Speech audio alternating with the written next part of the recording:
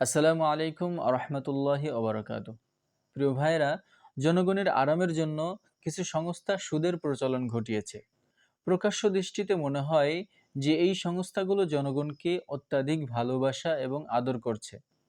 বিনা পরিশ্রমে তাদেরকে সুদ নীতিতে কখনো প্রাইস, কখনো লাভ, কখনো বোনাস, কখনো ইন্টারেস্টের নাম দিয়ে বিভিন্ন প্রকারের আর্থিক সুবিধা প্রদান করে চলেছে।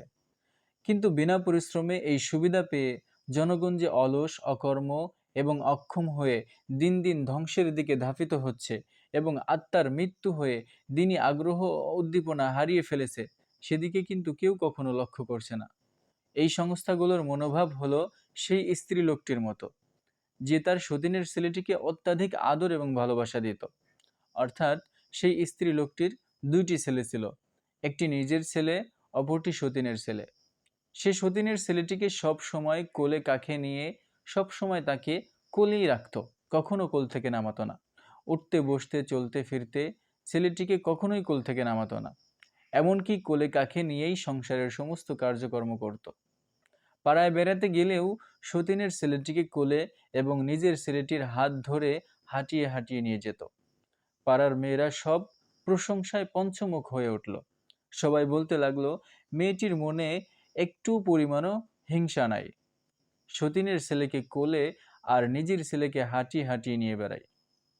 সতীনের ছেলেকে এত আদর আর ভালোবাসা করতে অন্য কোথাও দেখা যায় না। এইরূপ সতীসাধ্য নারী আর কোথাও পাওয়া যাবে না।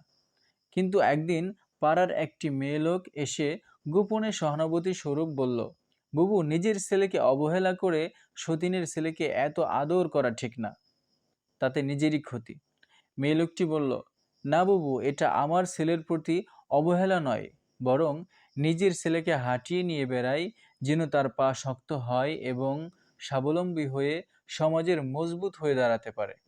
আর সতীনের ছেলেকে কোলে নিয়ে বেড়ায় যেন সে কখনো কোনোদিন হাঁটাই না শিখতে পারে। কোলে থাকতে থাকতে অচল এবং পঙ্গু হয়ে কোনো দিন সে যেন সমাজে মুখ তুলে দাঁড়াতে পারবে না।